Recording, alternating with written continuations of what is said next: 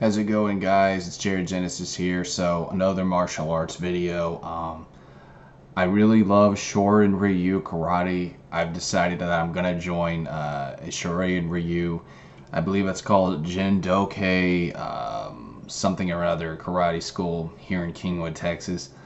So I'm excited about that, and I just want to share some different elements of Shorin Ryu karate. Um, it's a very beautiful, flowing style of karate. If you're familiar with Goju Ryu, it's actually very much based off of that. Goju Ryu karate is, they do a little bit more than standard karate. Like, for instance, the breathing, they do a lot of breathing techniques. I don't know everything about it, but it's very fascinating.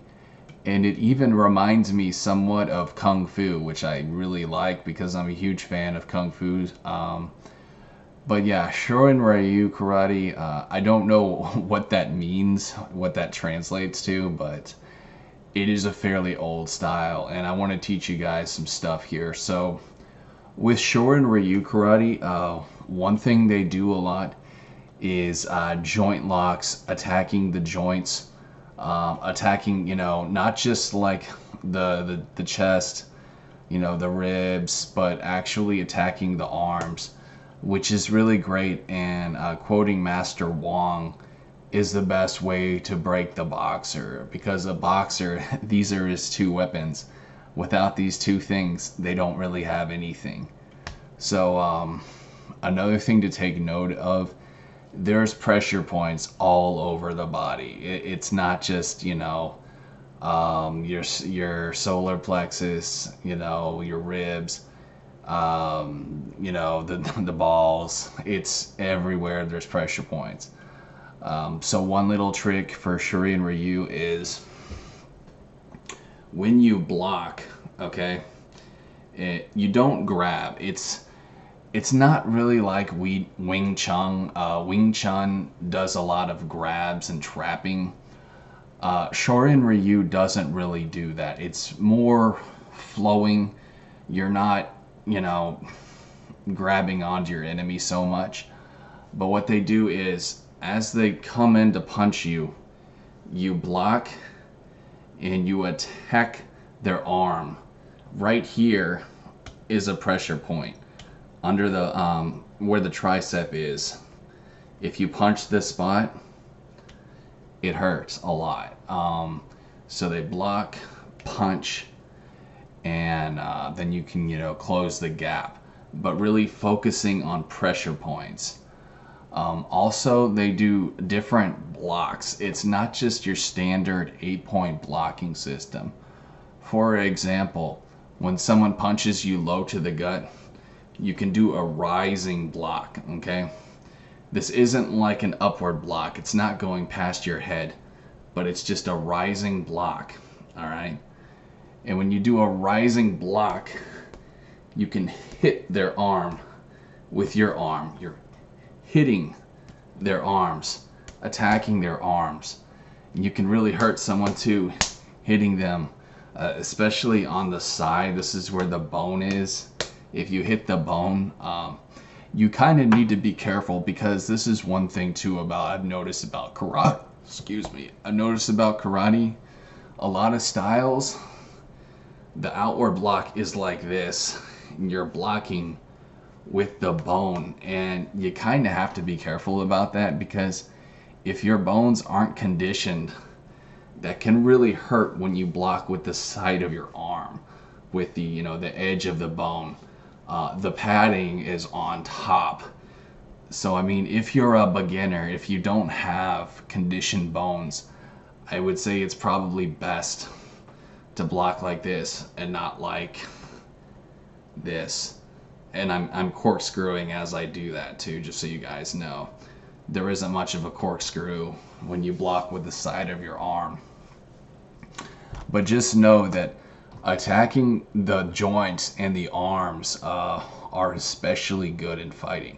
And it's not something you see a lot of either. If you play a game like Mortal Kombat, Street Fighter, you aren't gonna see any of the fighters, you know, attacking the arms, you know. It's just very standard, you know, all the blocks are the same. You know, this is the block, the only block that they have, you know, in fighting games.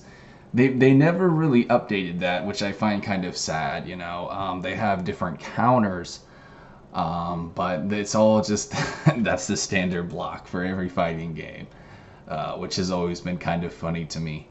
But speaking of counters, though, there is a little tip I could give you guys.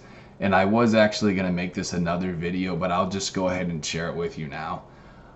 Blocking a punch with a punch actually can be done. When a punch is coming at you, you can actually block that punch with your punch as you intercept that. You just have to angle it right, and you have to move your head, because if you don't move your head as you're doing it, they can still tag you. Now, these experts who can do this, they would tell you that in a real life fight application, you'd want to still use your hand. So you're blocking the punch with your hand and you're going over your blocking hand. But I actually have seen some fighters that can literally counter a punch with a punch, and it's truly amazing. But anyways, guys, I'll let you know how my Shuriken Ryu journey goes. I'd like to eventually, probably will take me, knowing me, because I'm not the fastest learner, it's probably going to take me close to 3 years before I get my black belt. But when I do, hopefully maybe 2.5 years, but when I do, I am going to start teaching karate. And I'm gonna try to make a living off of that.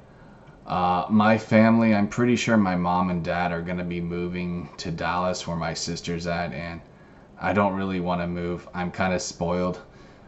Sorry, Linda, but I just don't think I'm gonna be moving. My sister wanted me to move with them, but I think I'm just gonna stay in Kingwood, and I'm just gonna try to teach full-time martial arts.